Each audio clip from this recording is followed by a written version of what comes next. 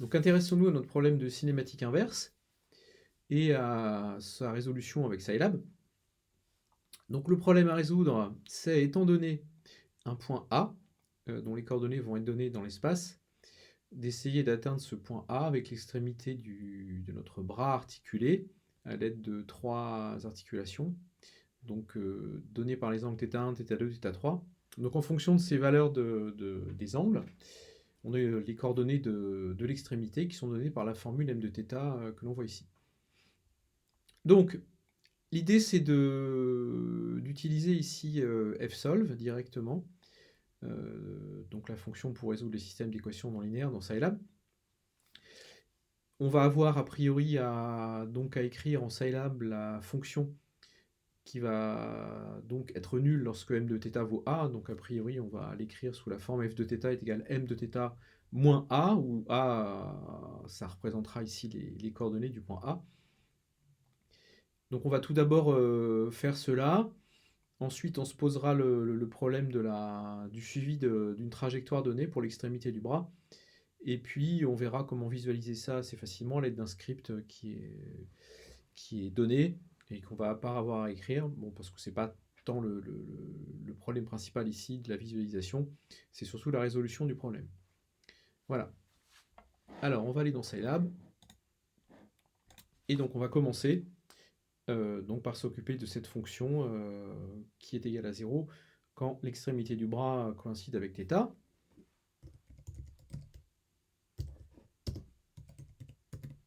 Alors vu qu'on manque un peu d'aspiration, on va l'appeler f.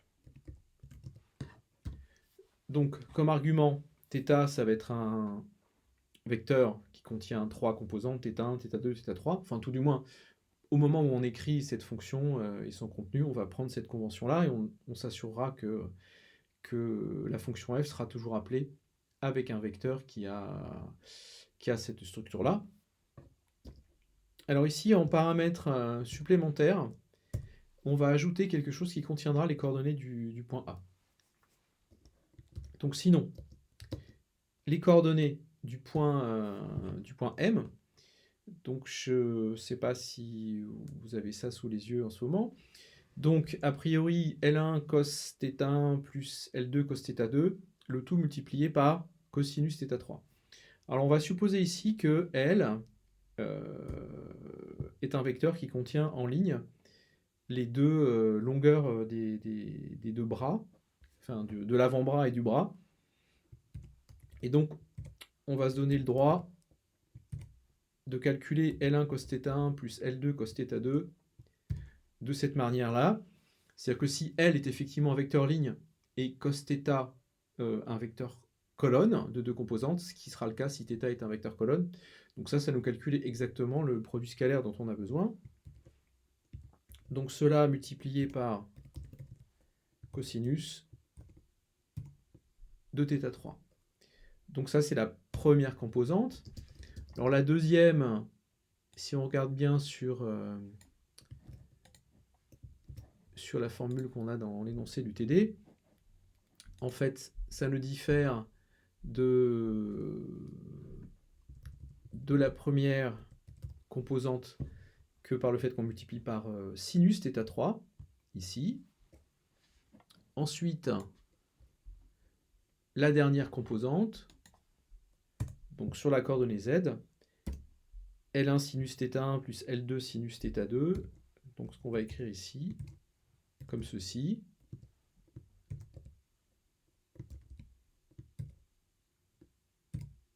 Voilà.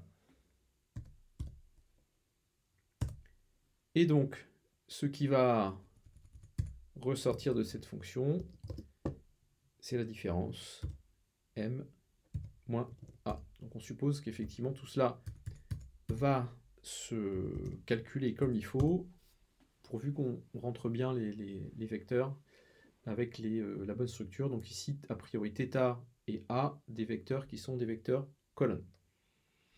Donc, on va déjà assurer la première hypothèse, qui est que L est un vecteur ligne. Voilà. Ensuite, Ensuite, ce que l'on va faire, c'est qu'on va peut-être déjà tout simplement choisir les coordonnées d'un point qu'on va chercher à atteindre, et ensuite on enrichira s'il y a plusieurs points successifs pour faire une trajectoire. Donc on va prendre le point suivant, donc un point A avec pour coordonnées x égale à 1, y égale à 0, et puis z est égal à 0,5. Voilà. Donc, pour appeler fsolve, on va avoir besoin donc de pas grand chose de plus. Alors, peut-être déjà d'une condition initiale. Alors, vous verrez aisément, alors pour ça il faudrait le calculer, il faudrait expliciter la dérivée de la fonction f. Et je pense que si on met ça comme condition initiale pour fsolve, ça va pas bien se passer. Ce qu'on peut voir, c'est que si on prend θ égale le vecteur nul, la dérivée de f n'est pas inversible. Voilà. Donc ça va poser un problème. Donc on va partir avec des angles qui sont très légèrement différents de 0. Donc ça devrait faire l'affaire. Et donc maintenant, eh bien, on va appeler fsolve avec comme vecteur initial θ0 et ensuite la fonction f. Alors, vu qu'ici la fonction f, elle admet un paramètre optionnel supplémentaire, il y a une syntaxe un peu particulière avec un objet Scilab dont on n'a pas beaucoup parlé pour l'instant, qui est en fait une liste. Alors, une liste, c'est une liste d'objets a priori complètement hétérogènes. Donc là, dans cette liste, elle va être composée de l'identificateur de la fonction f, ou la fonction f si vous voulez, et puis les coordonnées du point que l'on veut passer en paramètre optionnel à la fonction f. Voilà, donc là il s'avère que ça s'appelle exactement comme le paramètre optionnel au-dessus, mais c'est pas très grave. Donc, ben, on peut déjà tester les choses. Alors oui, ne peut jamais oublier quand même de faire ressortir de fsolve au moins déjà la troisième variable qui nous permet de savoir si le calcul s'est fait de façon correcte, c'est-à-dire si on a atteint la convergence. Donc, on va exécuter ce script. Alors, on va l'appeler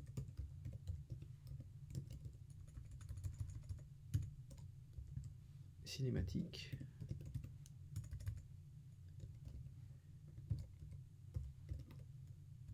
Inverse.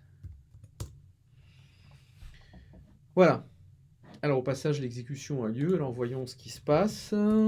Info égale à 1, ça a l'air sympathique. V égale pratiquement égal au vecteur nul. Donc pour vérifier que les valeurs de θ sont correctes, enfin qu'elles ont du sens, on va tout simplement faire appel au script de visualisation de notre bras articulé. Donc je vais ouvrir ce script. Alors je vais l'exécuter. Il va y avoir une première visualisation qui est quelque chose qui est fait par défaut par ce script, hein, qui ne correspond pas du tout au problème qu'on a résolu. Voilà, donc c'est pour avoir une petite idée de ce que cette fonction de visualisation est capable de faire. Donc là, c'était une petite animation qui est faite avec des angles qui sont complètement prédéterminés, hein, et où il n'y a pas du tout de résolution de problème de cinématique inverse comme ce que l'on vient de faire. Donc je vais me permettre d'effacer la fenêtre graphique. Et donc, je vais récupérer le prototype ici de la liste d'appels de cette fonction, que je vais coller ici. Voilà. Donc en premier paramètre, on a le vecteur d'angle. Ensuite, L, qui est le vecteur qui contient les longueurs du bras et de l'avant-bras. Et donc là, c'est une variable booléenne qui vaut vrai ou faux, suivant que l'on veut laisser une trace quand le bras va se déplacer à partir d'une position, de la position précédente. Donc là, chez nous, il n'y a pas de position précédente.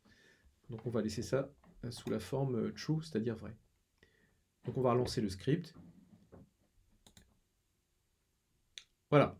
Alors, ce dont il faut se persuader, c'est que là, l'extrémité est effectivement aux bonnes coordonnées, d'accord? Alors on peut voir en X, oui, que c'est effectivement correct.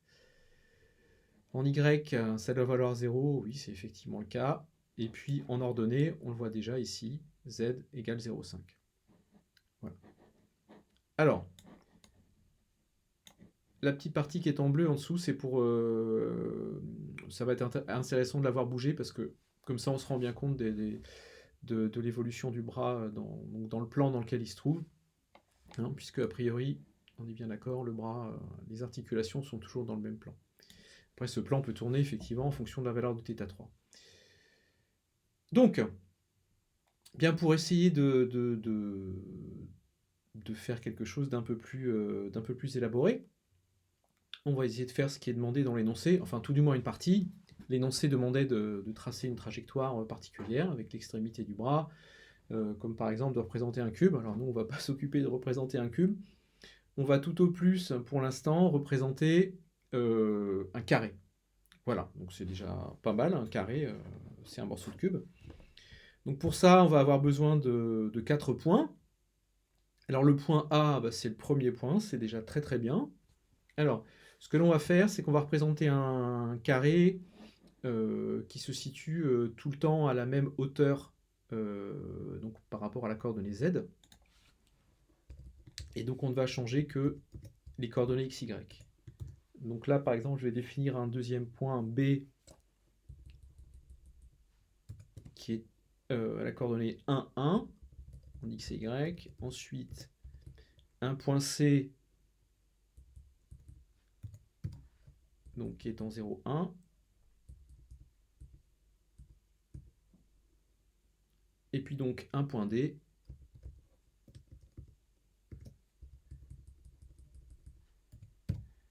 qui est aux coordonnées 0, 0 et à l'altitude 0,5.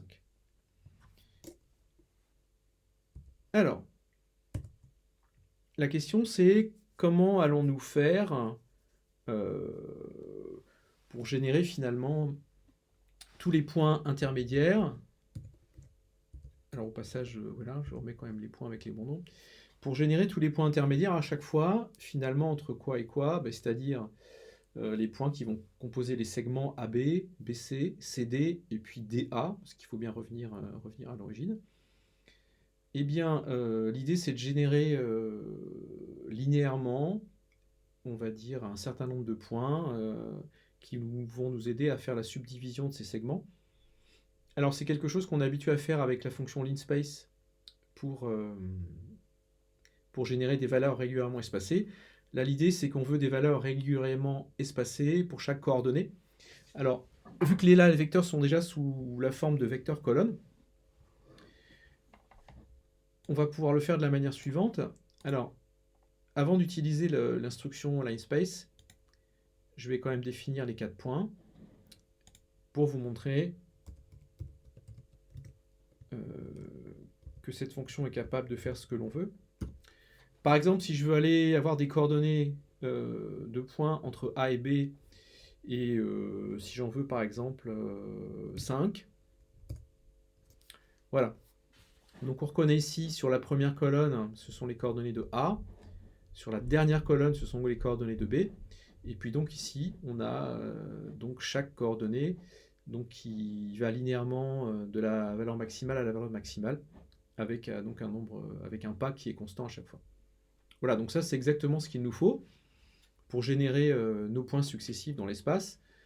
Donc l'idée c'est qu'on va faire comme ceci pour chaque segment, et on va accumuler donc les coordonnées successives, et on va en fait les concaténer horizontalement dans une grosse matrice qu'on va appeler chords, donc qui sera une matrice à 3 lignes, et avec autant de colonnes que de points.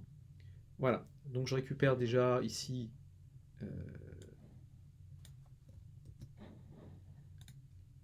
le premier appel à LineSpace. Donc 5 points, c'est pas vraiment beaucoup si on va avoir le temps de voir un petit peu une animation. Alors, on va pas avoir beaucoup de place sur une seule ligne, donc ce qu'on va utiliser ici, c'est quelque chose qui nous permet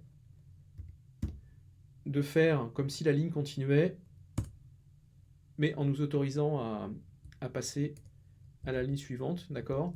Donc tout cela pour que ce que l'on écrive reste tout à fait homogène à une concaténation horizontale. Voilà, donc c'est vraiment quelque chose qui est différent d'un véritable passage à la ligne.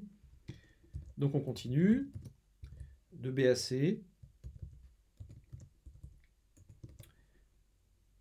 de C à D, et de D jusqu'à A. Donc, on peut regarder, alors sans oublier justement ce que je disais juste avant, à quoi ressemble cette matrice. Donc voilà, c'est une matrice à 200 colonnes et à 3 lignes, donc qui contient vraiment tous nos points successifs. Donc ici, les 4 segments qui vont constituer notre carré. Voilà, donc c'est toujours intéressant avant de lancer un programme comme ça, d'exécuter des parties du programme pour bien vérifier que bon, les différentes choses que l'on définit ont bien la forme et les valeurs que l'on espère. Alors, ensuite, eh bien, que va-t-on faire? Et donc ça va être une des manières finalement d'exploiter de façon ici intéressante le fait que du point de vue théorique, on sait déjà que la méthode de Newton, donc ce qu'il y a dans FSOLVE, c'est pas exactement la méthode de Newton, c'est une méthode qui est un petit peu dérivée de la méthode de Newton, mais bon, la condition initiale, c'est quelque chose qui est très important. Et donc ici, l'idée, c'est que l'on va avoir des points successifs à atteindre. Pour chaque point successif, on va devoir résoudre le même problème avec FSOLVE. Donc l'idée, c'est que vu que les points successifs sont proches, on va avoir tout intérêt à utiliser comme condition initiale pour atteindre un point donné, donc pour trouver les angles, à utiliser les angles qui ont servi à atteindre le point précédent. Alors il nous restera bien évidemment la condition initiale ultime avant toute cette séquence, que l'on va conserver ici, θ0. Voilà, et donc sinon, donc l'idée ici c'est quoi? C'est de manière itérative de résoudre à chaque fois le problème où on cherche à atteindre un point donné, donc à obtenir les angles pour atteindre un point donné avec l'extrémité du bras, donc pour chaque point successif. Donc, on va tout simplement insérer la ligne que l'on avait utilisée tout à l'heure à l'intérieur d'une boucle. Alors, boucle qui va s'écrire comment?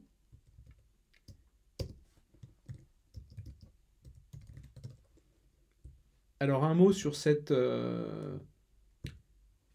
façon d'écrire, de spécifier les valeurs de l'indice d'une boucle.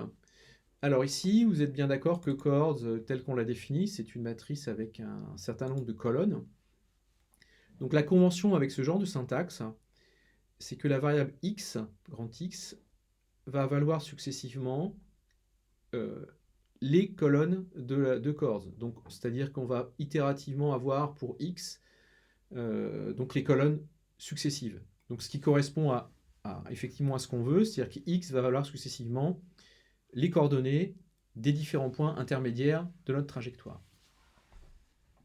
Donc, ici, donc à la place de A, on va définir tout simplement X, c'est-à-dire que le point à atteindre, il s'appelle a priori grand X. Hein. Voilà.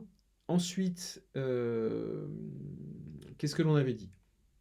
On avait dit qu'il s'agissait de redémarrer à chaque fois de la valeur de θ obtenue à l'itération précédente. Alors pour cela, ce que l'on va faire, c'est qu'on va prendre comme condition initiale le vecteur θ lui-même, donc ce qui va nous obliger initialement à définir θ, donc voilà tout simplement, avec la valeur initiale que l'on avait tout à l'heure.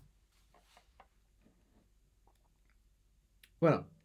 Alors pour l'instant, on peut peut-être mettre ceci en commentaire et puis déjà vérifier que tout se passe bien.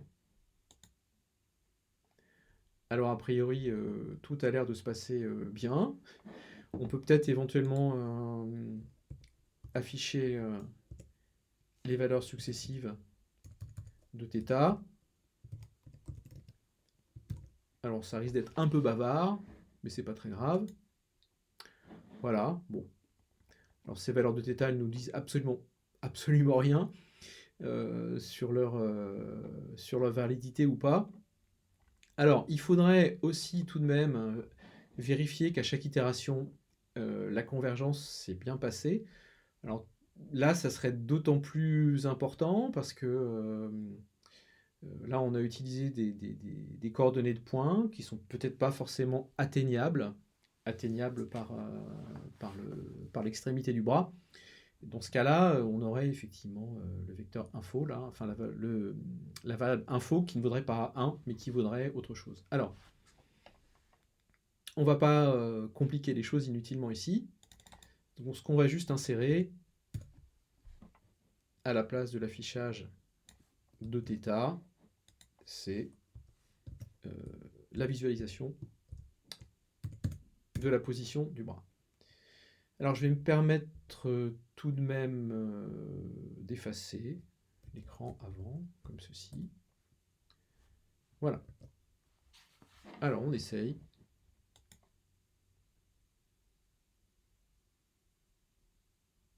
Ah, alors a priori, ça a l'air de marcher. Mais je ne sais pas si vous avez vu ce qui se passe effectivement quand on atteint un des points. On va peut-être relancer le script.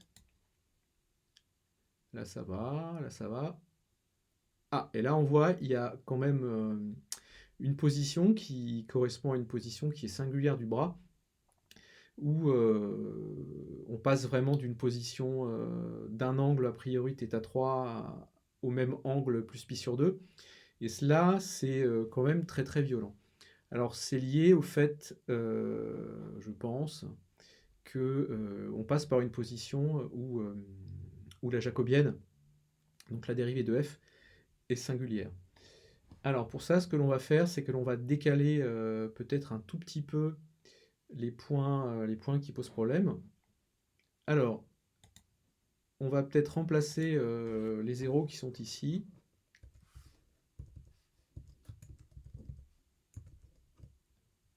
par une valeur plus petite qu'on va définir ensuite. Donc on va tout décaler. 1 plus h, 1 plus h.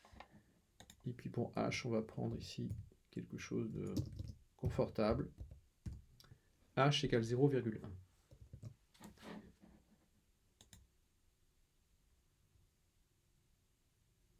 Alors on voit que la rotation au niveau du point quasiment singulier se fait de manière un peu plus raisonnable. Alors, ben, ça marche pas trop mal. Alors si on veut visualiser les choses sur un angle peut-être plus sympathique, alors comme par exemple, je sais pas, celui-ci. Voilà. Alors pour être sûr d'avoir donc les angles d'azimut et d'élévation qui restent comme ça pendant la visualisation, on va tout simplement les récupérer ici.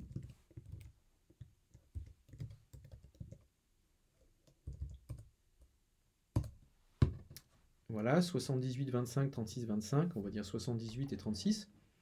Donc ce que l'on va faire, c'est qu'on va aller copier ceci ici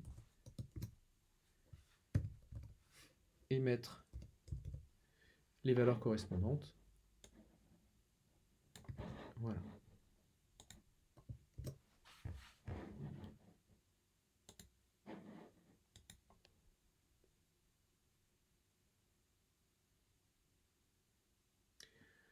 Voilà. Donc, alors on pourrait bien évidemment améliorer tout cela encore. Mais bon, là on a un petit programme qui tient sur une seule page de Scilab. Je considère que c'est déjà suffisamment correct. Voilà, donc je vous remercie de votre attention.